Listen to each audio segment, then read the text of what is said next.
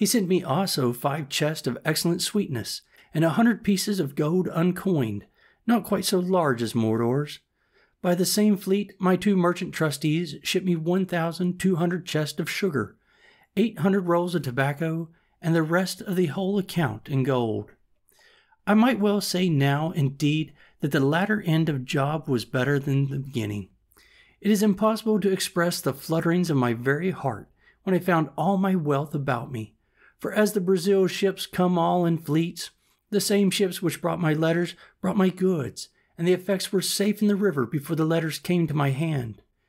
In a word, I turned pale and grew sick, and had not the old man run and fetched me a cordial, I believe the sudden surprise of joy had overset nature, and I had died upon the spot. Nay, after that I continued very ill, and was so some hours, till a physician being sent for, and something of the real cause of my illness being known, he ordered me to be let blood. After which I had relief and grew well. But I verily believe, if I had not been eased by a vent given in that manner to the spirits, I should have died. I was now master, all on a sudden, of above 5,000 pounds sterling in money, and had an estate, as I might well call it, in the Brazils, of above 1,000 pounds a year, as sure as an estate of lands in England. And, in a word, I was in a condition which I scarce knew how to understand, or how to compose myself for the enjoyment of it. The first thing I did was to recompense my original benefactor, my good old captain, who had been first charitable to me in my distress, kind to me in my beginning, and honest to me at the end. I showed him all that was sent to me. I told him that next to Providence of Heaven, which disposed all things, it was owing to him, and that it now lay on me to reward him, which I would do 100-fold. So I first returned to him the 100 Mordors I had received of him. Then I sent for a notary, and caused him to draw up a general release of discharge from the 470 Mordors which he had acknowledged he owed me, in the fullest and firmest manner possible. After which I caused a procuration to be drawn, empowering him to be the receiver of the annual profits of my plantation, and appointed my partner to account with him, and make the returns by the usual fleets to him in my name, and by a clause in the end, made a grant of 100 Mordors a year to him during his life, out of the effects, and 50 Mordors a year to his son after him, for his life, and thus I requited my old man. I had now to consider which way to steer my course next, and what to do with the estate that Providence had thus put into my hands. And indeed, I had more care upon my head now than I had in my state of life in the island where I wanted nothing but what I had, and had nothing but what I wanted. Whereas I had now a great charge upon me, and my business was how to secure it. I had not a cave now to hide my money in, or a place where it might lie without lock or key, till it grew mouldy and tarnished before anybody would meddle with it. On the contrary, I knew not where to put it, or whom to trust with it. My old patron, the captain, indeed was honest, and that was the only refuge I had. In the next place, my interest in the Brazils seemed to summon me thither, but now I could not tell how to think of going thither till I had settled my affairs, and left my effects in some safe hands behind me. At first I thought of my old friend the widow, who I knew was honest, and would be just to me. But then she was in years, and but poor, and, for aught I knew, might be in debt, so that, in a word, I had no way but to go back to England myself and take my effects with me. It was some months, however, before I resolved upon this, and therefore, as I had rewarded the old captain fully, and to his satisfaction, who had been my former benefactor, so I began to think of the poor widow, whose husband had been my first benefactor, and she, while it was in her power, my faithful steward and instructor. So the first thing I did, I got a merchant in Lisbon to write to his correspondents in London, not only to pay a bill, but to go find her out and carry her in money 100 pounds from me, and to talk with her, and comfort her in her poverty, by telling her she should, if I lived, have a further supply. At the same time, I sent my 2 sisters in the country 100 pounds each, they being, though not in want, yet not in very good circumstances, one having been married and left a widow, and the other having a husband not so kind to her as he should be. But among all my relations or acquaintances, I could not yet pitch upon one to whom I durst commit the gross of my stock, that I might go away to the Brazils and leave things safe behind me, and this greatly perplexed me. I had once a mind to have gone to the Brazils and have settled myself there, for I was, as it were, naturalized to the place. But I had some little scruple in my mind about religion, which insensibly drew me back.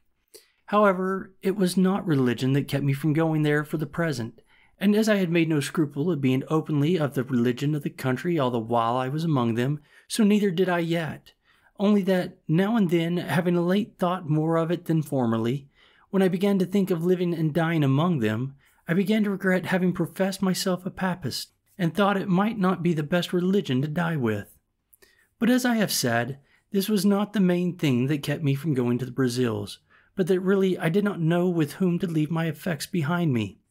So I resolved at last to go to England, where, if I arrived, I concluded that I should make some acquaintance, or find some relations, that would be faithful to me, and accordingly I prepared to go to England with all my wealth. In order to prepare things for my going home, I first, the Brazil fleet being just going away, resolved to give answers suitable to the just and faithful accounts of things I had from thence. And first, to the Prior of St. Augustine, I wrote a letter full of thanks for his just dealings, and the offer of the 872 moidores which were undisposed of, which I desired might be given 500 to the monastery, and 372 to the poor, as the prior should direct, desiring the good Padre's prayers for me, and the like. I wrote next a letter of thanks to my 2 trustees, with all the acknowledgment that so much justice and honesty call for. As for sending them any present, they were far above having any occasion for it. Lastly, I wrote to my partner, acknowledging his industry in improving the plantation, and his integrity in increasing the stock of the works, giving him instructions for his future government on my part, according to the powers I had left with my old patron, to whom I desired him to send whatever became due to me, till he should hear from me more particularly, assuring him that it was my intention not only to come to him, but to settle myself there for the remainder of my life. To this I added a very handsome present of some Italian silks for his wife and 2 daughters, for such the captain's son informed me he had, with 2 pieces of fine English broadcloth, the best I could get in Lisbon, 5 pieces of black baize, and some Flanders lace of a good value. Having thus settled my affairs, sold my cargo, and turned all my effects into good bills of exchange, my next difficulty was which way to go to England. I had been accustomed enough to sea, and yet I had a strange aversion to go to England by the sea at that time, and yet I could give no reason for it. Yet the difficulty increased upon me so much that though I had once shipped my baggage in order to go, yet I altered my mind, and that not once but 2 or 3 times. It is true I had been very unfortunate by sea, and this might be one of the reasons. But let no man slight the strongest impulses of his own thoughts in case of such moment. 2 of the ships which I had singled out to go in, I mean more particularly singled out than any other, having put my things on board one of them, and in the other having agreed with the captain, I say 2 of these ships miscarried. One was taken by the Algerians, and the other was lost on the start near Torbay, and all the people drowned except 3, so that in either of those vessels I had been made miserable. Having been thus harassed in my thoughts, my old pilot, to whom I communicated everything, pressed me earnestly not to go by sea, but either to go by land to the Garonne, and cross over the Bay of Biscay to Rochelle, from whence it was but an easy and safe journey by land to Paris, and so to Calais and Dover, or to go up to Madrid, and so all the way by land through France. In a word, I was so prepossessed against my going by sea at all, except from Calais to Dover, that I resolved to travel all the way by land, which, as I was not in haste and did not value the charge, was by much the pleasanter way. And to make it more so, my old captain brought an English gentleman, the son of a merchant in Lisbon, who was willing to travel with me. After which we picked up 2 more English merchants also, and 2 young Portuguese gentlemen, the last going to Paris only, so that in all there were 6 of us and 5 servants, the 2 merchants and the 2 Portuguese, contenting themselves with 1 servant between 2 to save the charge. And as for me, I got an English sailor to travel with me as a servant, besides my man Friday, who was too much a stranger to be capable of supplying the place of a servant on the road. In this manner I set out from Lisbon, and our company being very well mounted and armed, we made a little troop, whereof they did me the honour to call me captain, as well because I was the oldest man, as because I had 2 servants, and indeed was the origin of the whole journey. As I have troubled you with none of my sea journals, so I shall trouble you now with none of my land journals, but some adventures that happened to us in this tedious and difficult journey I must not omit. When we came to Madrid, we, being all of us strangers to Spain, were willing to stay some time to see the court of Spain, and what was worth observing. But it being a latter part of the summer, we hastened away, and set out from Madrid about the middle of October. But when we came to the edge of Navarre, we were alarmed at several towns on the way, with an account that so much snow was falling on the French side of the mountains, that several travellers were obliged to come back to Pampeluna, after having attempted an extreme hazard to pass on. When we came to Pampeluna itself, we found it so indeed, and to me, that had always been used to a hot climate, and to countries where I could scarce spare any clothes on, the cold was insufferable. Nor, indeed, was it more painful than surprising to come but 10 days before out of Oldcastle, where the weather was not only warm, but very hot, and immediately to feel a wind from the Pyrenean mountains so very keen, so severely cold, as to the intolerable and to endanger be numbing and perishing of our fingers and toes. Poor Friday was really frightened when he saw the mountains all covered with snow, and felt cold weather, which he had never seen or felt before in his life. To mend the matter, when we came to Pampeluna, it continued snowing with so much violence and so long, that the people said winter was come before its time, and the roads which were difficult before were now quite impassable. For, in a word, the snow lay in some places too thick for us to travel, and being not hard frozen, as is the case in the northern countries, there was no going without being in danger of being buried alive every step. We stayed no less than 20 days at Pampeluna, when, seeing the winter coming on, and no likelihood of it being better, for it was the severest winter all over Europe that had been known in the memory of man, I proposed that we should go away to Fontarabia, and there take shipping for Bordeaux, which was a very little voyage. But while I was considering this, there came in 4 French gentlemen, who, having been stopped on the French side of the passes, as we were on the Spanish, have found out a guide, who, traversing the country near the head of Languedoc, had brought them over the mountains by such ways that they were not much accommodated with the snow. For where they met with snow in any quantity, they said it was frozen hard enough to bear them and their horses. We sent for this guide, who told us he would undertake to carry us the same way, with no hazard from the snow, provided we armed sufficiently to protect ourselves from wild beasts. For he said, in these great snows it was frequent for some wolves to show themselves at the foot of the mountains,